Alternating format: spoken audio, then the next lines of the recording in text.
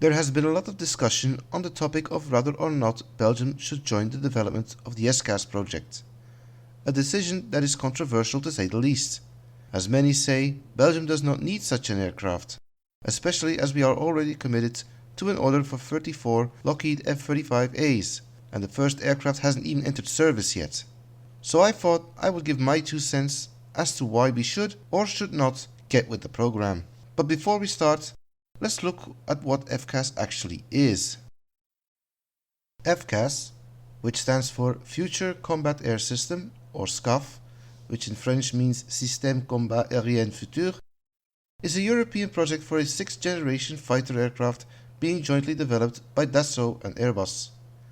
It's not just a fighter, but it's part of a system within a network of linked weapon systems such as satellites, airborne and ground-based intelligence assets, and even swarms of drones, the so-called loyal wingman drones.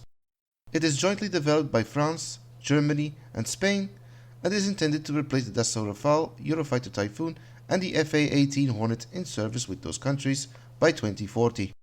France is also expected to operate a navalized version of the FCAS from its next generation aircraft carrier. There's also an unmanned or optionally manned version planned. A flying demonstrator prototype has been planned to fly in 2027, but it is looking likely that this could be delayed by a few years, making the into-service date of 2040 very unlikely. As of the time this video is made, the aircraft's design phase wasn't even complete yet, and its capabilities and future weapons, such as high-energy lasers and robotic wingman drones, are only existent on paper or in experimental prototype stage. So, where does Belgium fit into all of this? In January 2023, Belgian Defense Minister Ludwig de Donder announced that Belgium intends to invest 600 million euros in the development of the FCAS, as it is eyed as a likely replacement for the Lockheed F-35A Lightning II, for which the first one, at the time this video is made, hasn't even left the assembly line yet. There's also a lot of controversy on this decision as, at least on paper, Belgium has no need for this aircraft, as they are already committed to an order for 34 F-35As. So, why would they want to replace an aircraft that hasn't even entered service yet? It is no secret that the Belgian government is in this whole made in Europe mindset, and industry kinda wants a piece of the economic pie, as they have already missed the boat on the development of the Joint Strike Fighter, now known as the F-35, over 20 years earlier. But the request to join FCAS is a more politically motivated decision rather than a military or industrial choice, and experts believe that the earmarked 600 million could be invested in more urgent needs and requirements, such as boosting the naval security or heavy-lift helicopters for humanitarian missions and national and international disaster relief, saying that putting money in FCAS would be a waste of the Defense Department's already limited financial resources. In March 2023, Minister de Donder announced that a task force was being set up to examine the possibilities of joining the FCAS project, but a few months later, in May, CEO of Dassault, Eric Trappier, said that allowing Belgium to join the program was out of the question. He said, and I quote, "I don't see why I should give work to the Belgians today. I hear about the Belgians, that's all very well, but I would then advocate setting up an F-35 club within SCAF. I don't really see the point in putting more F-35 countries into SCAF. Why would I make room in my factory, in my design office for people who have chosen the F-35? This answer is kind of hypocrite, especially as both the Germans and Spanish, who are also invested in the development of the FCAS, are also committed to, or are in progress of ordering, said F-35s. The likely truth is that he is still upset that the Belgians selected the F-35 over the Rafale back in 2018.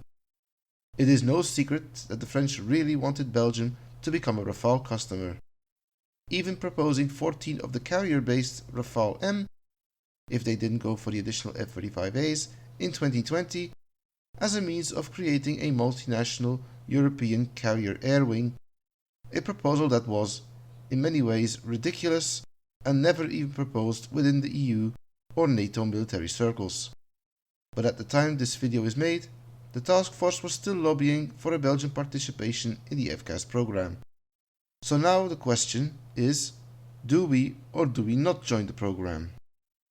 For starters, let's see why we should join the FCAS project.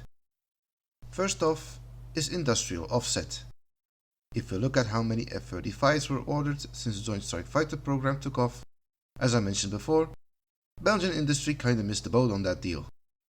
If successful, this could lead to some decent economical compensations and returns on investment. But don't expect anything as much as the F-16 did 45 years earlier, where we pretty much not only got them for free, but even made money on the deal in the long term. There's now an offset deal with Lockheed with the F-35 purchase, but with only minor subcontracts to Belgian companies. The offset will not be that big. Second is that when FCAS becomes operational, you get one of the newest and most advanced weapon systems in the world, and the possibility to be a vital key player in future conflict scenarios. But then again, that is a big when. With programs like this, there is likely to be some delay, perhaps even up to a decade. Third benefit is the possibility of maintaining and manufacturing the aircraft or parts of it under license in Belgium. SAPCA, who will become a partner company in the development, has a large production facility and a history of producing aircraft under license with very good quality. The company has produced fighter aircraft in the past, such as the Hawker Hunter, Dassault Mirage 5, the Lockheed F-104 Starfighter, and the F-16. The latter still being built today, and for which SAPCA is still providing parts and offers support, maintenance and upgrades. FCAS would not only be a boost in technology for the Belgian aviation industry, but it would also create new jobs in the aviation sector. But there are also reasons as to why Belgium should not join the development of the FCAS. First, the program, in terms of development, is still in its infancy. The final design has not yet been finalized, and up to this point there is no flying prototype and the aircraft is only existing on paper. When compared to the Joint Strike Fighter program, international partners did not sign up until there were flying prototypes of both the Boeing X-32 and Lockheed X-35, with the latter eventually winning and currently in service as the F-35. So to join the FCAS, its development program at this stage is just too early. Second is the cost and low return on investment. Its development is going to cost a lot of money, something Belgium has very little to spare in terms of military hardware. And over the next 15 years, we could see billions of euros going to the program, with possibly very little return on investment. If you look at the F-35, the aircraft currently is being built in the thousands and partner nations are getting good offset deals depending on the level of work they do. FCAS would probably be built in much smaller numbers, perhaps around 200 or so, depending on how many the partner nations and possible export customers will eventually order. It would not be the first time that Belgium will leave a program over the high costs involved. Back in the early 70s, the country joined the Pan-European MRCA program, which would eventually become the Panavia Tornado. Together with the Netherlands, Canada, Germany, Italy and Britain. However, when the eventual price tag came known, we left the program together with the Canadians and the Dutch, and together with the latter, we went with the F-16. Third is that the aircraft, at least on paper for the moment, is considered too big and overkill for a small nation like Belgium. While the single-engine F-35 is comparable in class and size to the F-16, the FCAS is a whole different ballgame. It's a big, heavy, twin-engine fighter and is in the same class as the F-22 Raptor and the F-15 Eagle. Belgium has no need for such a big and heavy fighter. While aircraft like these are among the best in the world today, they are considered overkill in terms of performance and capabilities. And fourth and final, the cost of buying and operating the aircraft, while unit costs are not known yet, is likely to be somewhere between the 200 and 250 million euros per plane. And with only a small number required by Belgium, somewhere between 14 and 34, it would eventually end up costing 3 to 4 times as much as they paid for the F-35. And that doesn't even include the costs of logistics, support, maintenance and future block upgrades of these aircraft. And with expected inflation by the time they enter production and the numbers to be built, that cost could end up being even higher. So to sum it up, at least from my perspective, Belgium has no need for the FCAS and should focus on operating the F-35A, which still has a future in 2040 and beyond with the right support and upgrades. It would make more sense, both budget and logistical wise, to invest in additional F-35s and or loyal wingman drones to accompany them. And in many ways, this is the way of the future. A Belgian FCAS at this point does not make sense, and there really is no need for this aircraft.